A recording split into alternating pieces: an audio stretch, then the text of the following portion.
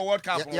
So let's speak to Mr. Herbert Mensah, former chairman of Asante Kotoko.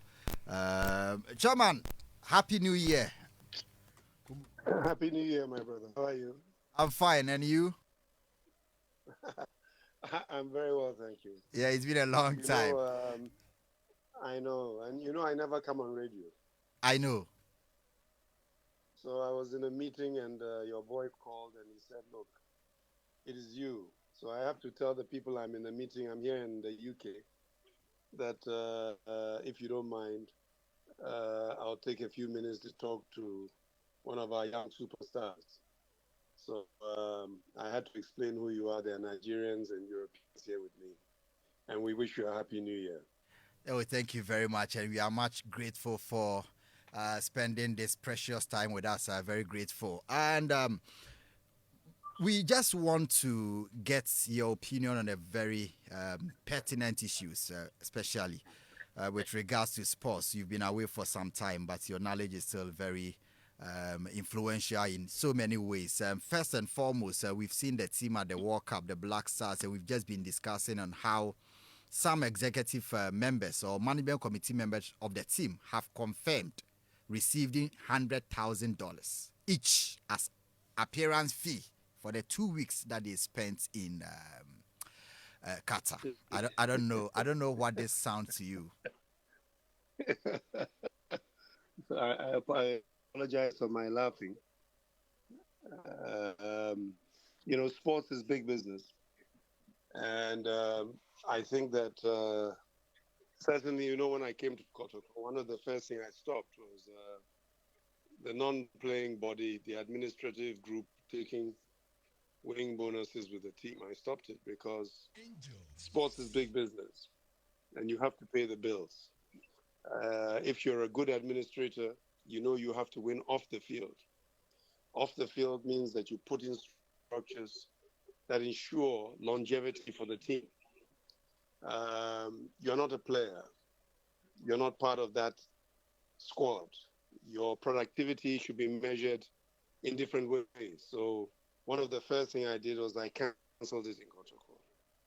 And I have a strong belief that until you can be financially balanced, it should not be a place where people just go and make money and enrich themselves. That's my view. Of course, when you win, when the bonuses are big, when the winning trophy, the margins are there, they should actually sign it into their contracts to deliver, not simply to collect because the players train and they also collect. That's just my personal view. Right.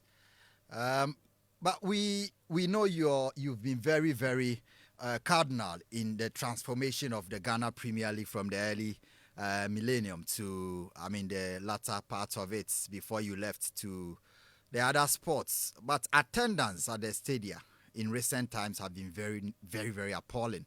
And I understand you've had one or two takes on it. Under your tenureship at Kotoko, we saw the numbers at the centers, even when the club was not winning the league. What was done then and what has been the shifts? What can we do to get back to those times? Well, I think everybody has their view. I think some people think that you need to call meetings to discuss things and meetings to discuss. But I think the problem, my brother, is simply this, that if the people who run the game, and I'm talking right away from the ministry downwards, understand the meaning of sports, and that sports indeed is business, then it is that they will change the way that they look at it. There are some who believe that, just playing in a stadium, people should come. But you need to respect the supporters. When I came to Kumasi Asante Kotoko, somebody who says a long time ago, but I believe it was Pablo Boa who brought me the figures from Galka before I started. And the amount was even less than was collected in the Cape Coast region last weekend. So the attendance was zero. And yet it is that knowing that we did not have a source of income from anywhere else, we had to look at the image of the game. We had to put a business plan together. And the business plan took a 5 and a 10 year course, put together over a 12, 24, 36-month period. Understanding first and foremost that you need to change the image. You need to manage the respect for the supporters. Understanding that that supporter will travel to come to watch, he will need to eat, he will need to be entertained, he will need to go back home. And respect the fact that he has other things to do with his money, not even to mention foreign football and so forth. So we embarked on the change of the image of the club, a change of the image of football, change of the means of communication, and started putting programs together with which would ensure that we would win off the field. We set a 5 year target to start winning on the field in terms of the Premier League, in terms of Africa, in terms of finishing within the top 3, 4 within Africa, and within 10 years being able to compete with some parts of weaker Europe. So you set the plans, you put them in motion, understanding that you cannot say that Real Madrid is a great club if the stadium is empty.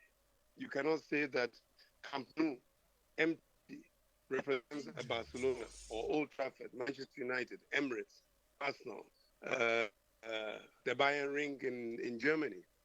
You have to cater for the supporters. If you went to the Hamburg Stadium when it was first built, the sound system, when we went there with Tony Yeboah, the sound system, the music, the entrance, it was an occasion. When you go to Dortmund, it's an occasion. Schalke, it's an occasion. And we sought to make Osei Krum that same occasion, where we got young, old, women, children. So you combine it with building up your supporters group, the circles group. You combine it with your youth activities. You combine it with getting back into the schools. You must set your plan clearly about the image of what you wish to achieve.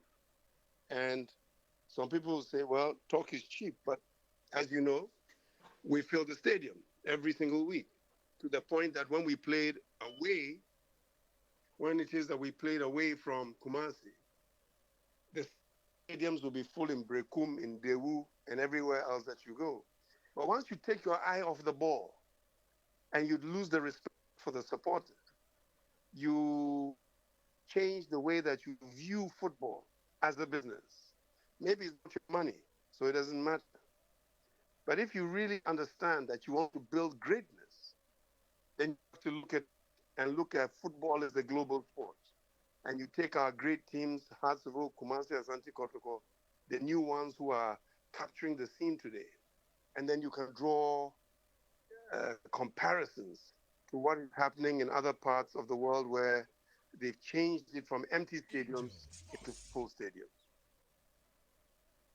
Well, wonderful. But you've said a lot, and someone will say this all these factors can be done when you have the funds available. It demands money. Where do we get the money from to be able to achieve this? Well, you see, my brother, that is the problem. If you're a proper administrator, you come in and you know what your job is. You're not a footballer, you're not a player. Maybe that's why some people want to collect winning bonuses. You have to understand what is your role.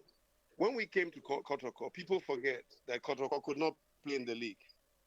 Of It course. was not raised a team to play, could not play a team to play dwarfs.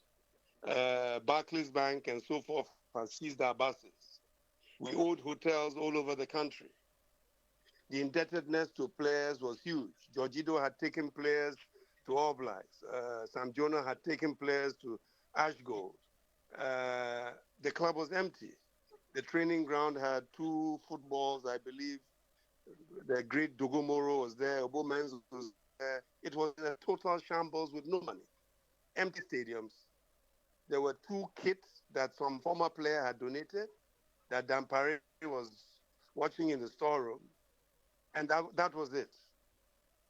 So you have to look at it and either say that is, you believe you want to lower the bar or you need to raise the bar. And the day I walked into Kumasi with a guy called Whelan from Manchester United, we had come flown in from South Africa to look.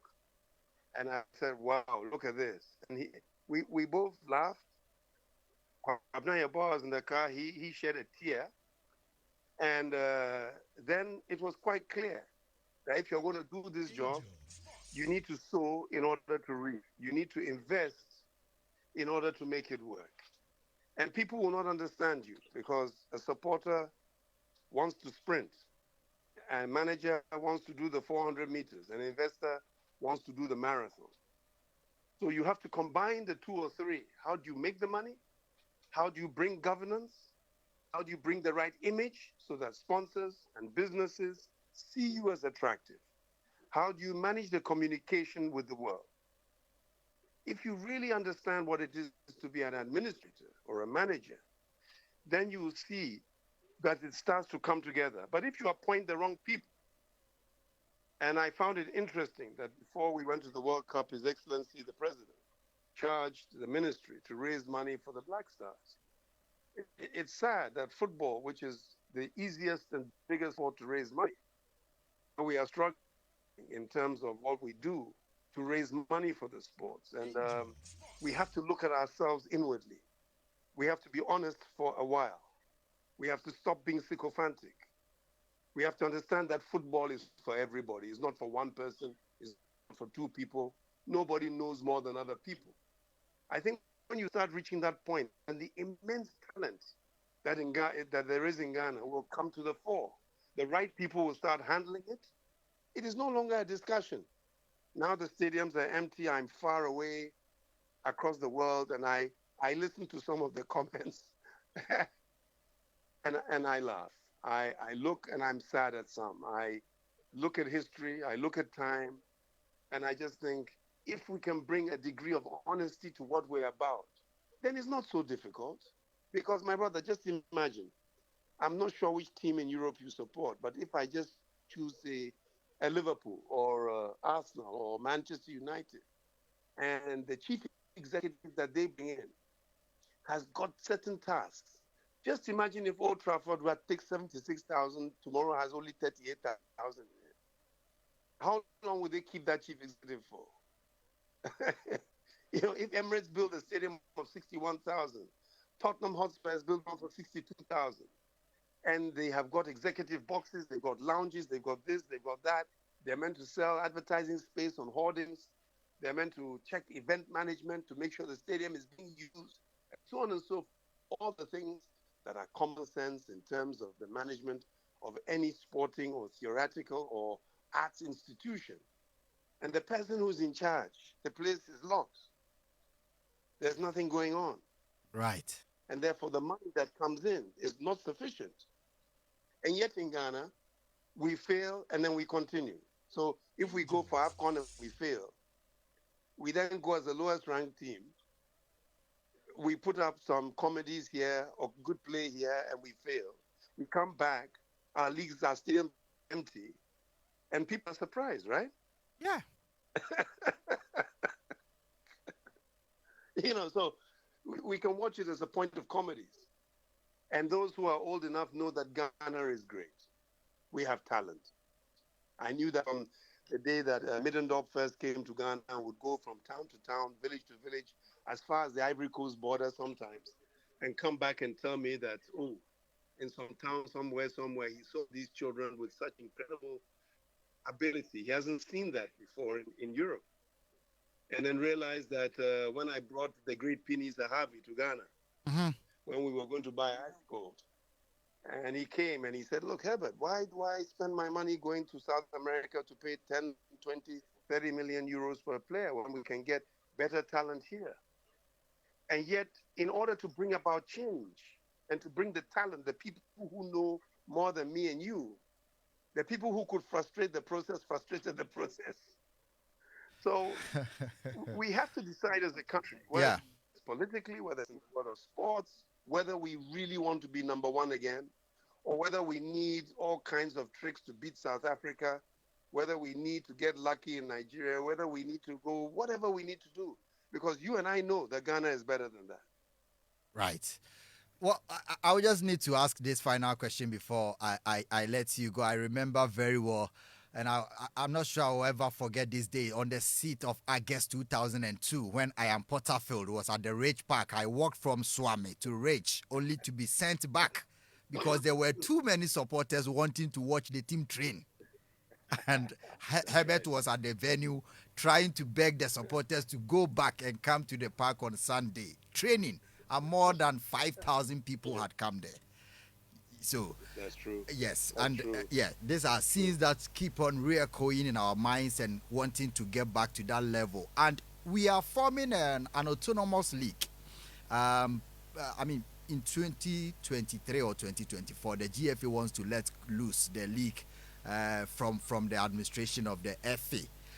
I'm not sure if you have other ambitions in sports or not, but would you want to lead an association or body like that one day to lead the transformation of the league? Well, first and foremost, let me congratulate the FA for this move. You know, the late Abu Jo was a very good friend of mine, and I Yeah. know he's also a good friend of yours. And that is something that we championed during the days of Kwesi. You know, we really believed that there was a need for the running of the league to be separate. And we looked at Griffiths in South Africa. We looked at the administrators in other leagues. And we believed that if you had an independent group where really they were had to monetize, they had to manage, and then you took it away because the FA structure itself does not work. I mean, you go back, my brother, over the last 30 years, a lot of honorable men just doing musical chairs between committee, this and that. The same guys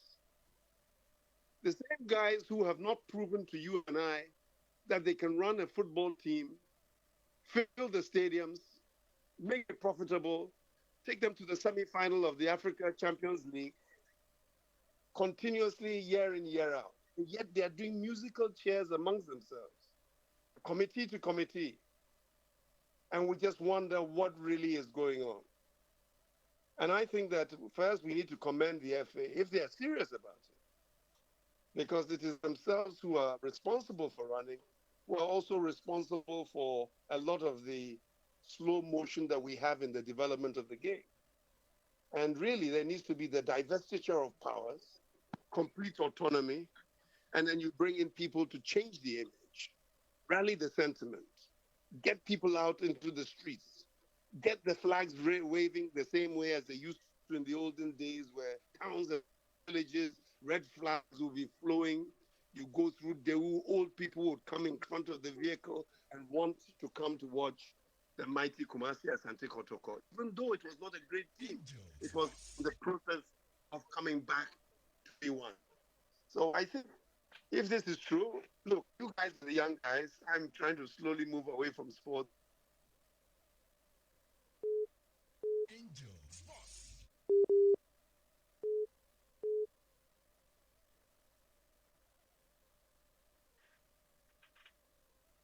Right.